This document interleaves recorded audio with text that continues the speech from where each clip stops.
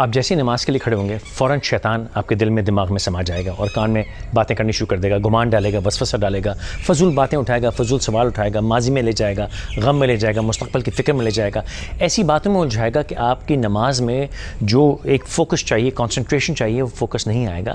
اس کی کوشش یہ کہ کس طرح آپ کا اللہ سے تعلق، جو اللہ سے بات چیت آپ کر رہے ہیں، اللہ کے حضور کر کے نماز پڑھ رہے ہیں، وہ جو تعلق ہے اللہ تعالیٰ سے وہ بن نہ سکے۔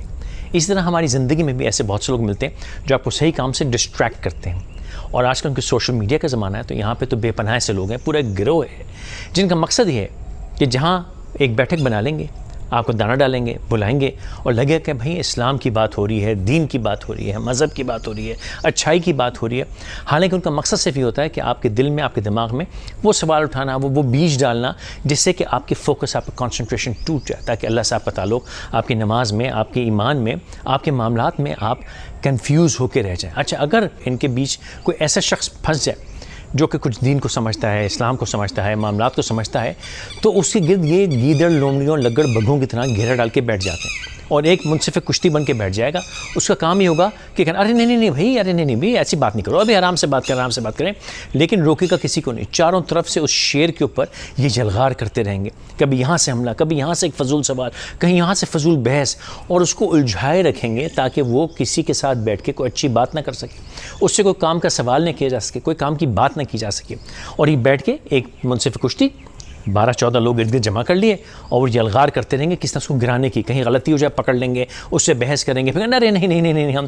بھائی، میں نے بری بات ہے، ایسا نہیں کرو بھائی اچھے آدمی، لیکن یہ آپ کو الجھائے رکھیں گے۔ ہم نے کرنا کیا ہے؟ ان لوگوں کو پہچاننا ہے،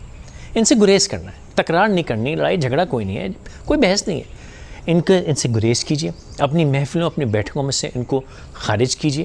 ان کی محفلوں بیٹھکوں میں مت جائیے، ان کے اس گھیر، ان کے دانے میں مت پھنسیں۔ اور اگر کوئی شیر آپ کا، کوئی سمجھدار، کوئی پڑھا لکھا آدمی جو سوال جواب کر سکتا ہے، جو بات سمجھتا ہے، وہ ان میں الجھ جائے تو اس کو ہی مشورہ دیں کہ بھائی آپ یہاں سے ہٹ جاؤ۔ جھگڑا نہیں کرنا، اپنے ایمان کو بچائیے،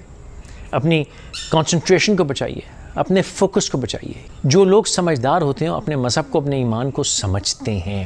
یہ لوگ صرف اور صرف آپ کو ڈسٹریکٹ کرنے کے لیے آتے ہیں۔ ان سے ہوشیار رہیے، ان سے بلا وجہ کی بحث میں مت الجھیں،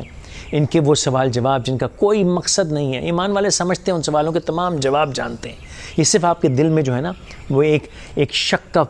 بیج ڈالنا چاہتے ہیں، آپ کو کنفیوز کرنا چاہتے ہیں، آپ کو ان چیزوں میں الجھائے رکھنا چاہتے ہیں کہ کہیں آپ اللہ تعالیٰ سے آپ کا تعلق، آپ کے خدا سے تعلق، آپ کی عبادت میں، آپ کی قول و فعل میں، آپ کے دین و دنیا کے جو معاملات ہیں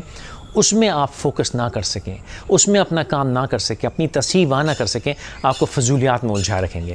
ہوشیار رہیے، سمجھدار رہیے اور ان سے گریز کیجیے۔